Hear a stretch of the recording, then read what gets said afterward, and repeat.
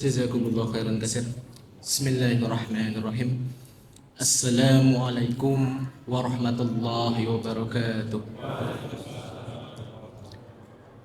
Innal hamdalillah nahmaduhu wa nasta'inuhu wa nastaghfir wa na'udzu billahi min shururi anfusina wa min syarri a'malina may yahdihillahu fala mudilla fala hadiyalah.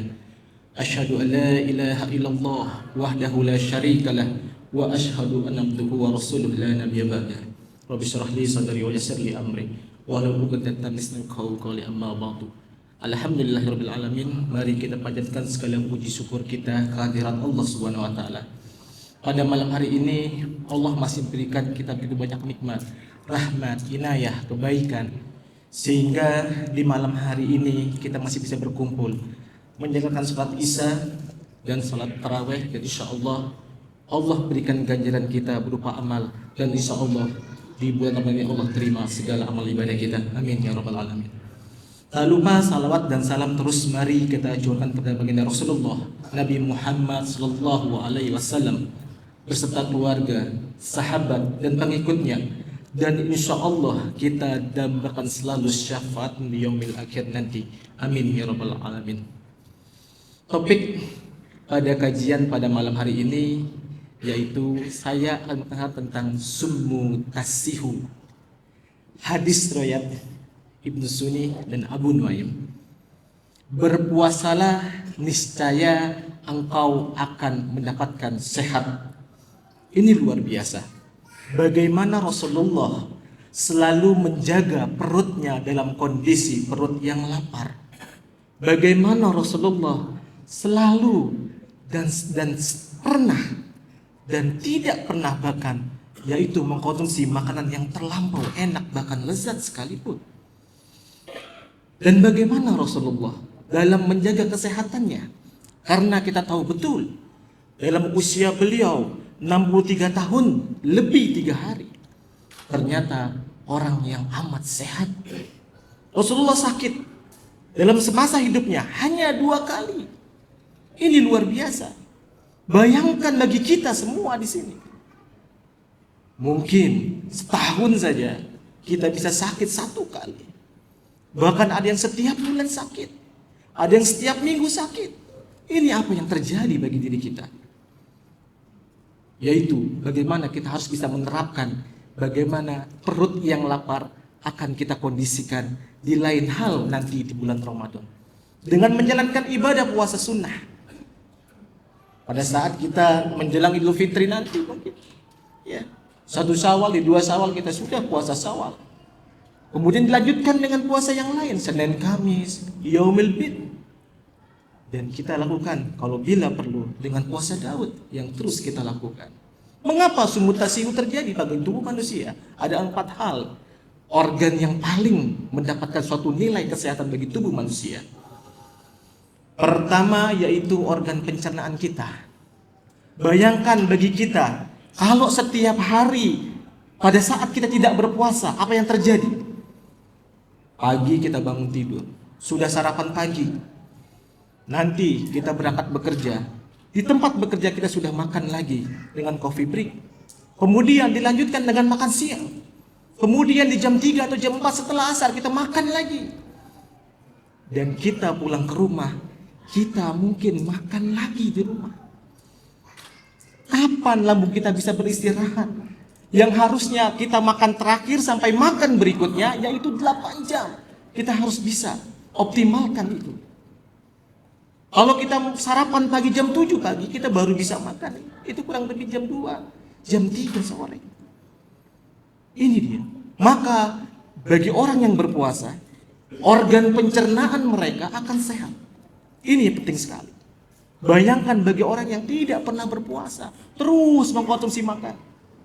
Maka dalam hadis Rasulullah bahwa cara membandingkan antara orang kafir dan orang mukmin yaitu cara makannya.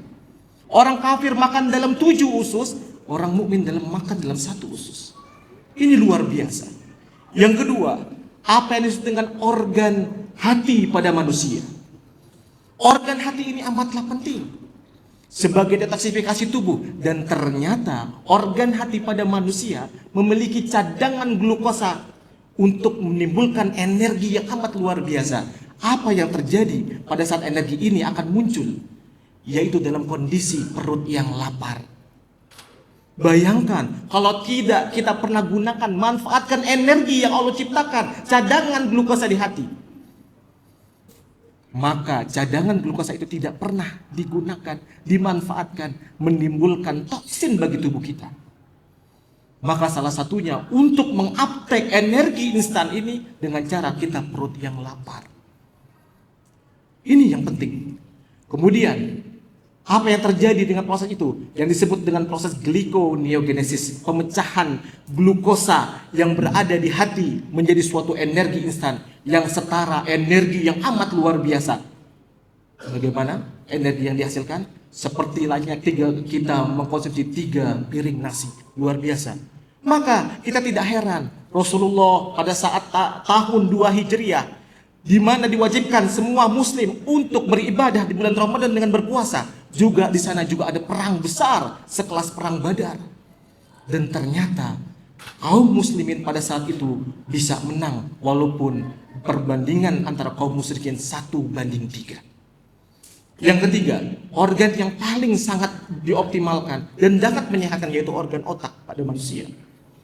Pernahkah kita ketahui bagi kita merasakan perut yang lapar, anak-anak kita ajarkan dalam kondisi berpuasa dalam kondisi perut yang lapar, maka mereka akan menjadi cerdas karena aliran darah dengan baik dan sempurna untuk mengadopsi oksigen ke otak jauh lebih baik dibandingkan orang yang selalu kondisi perut yang kenyang.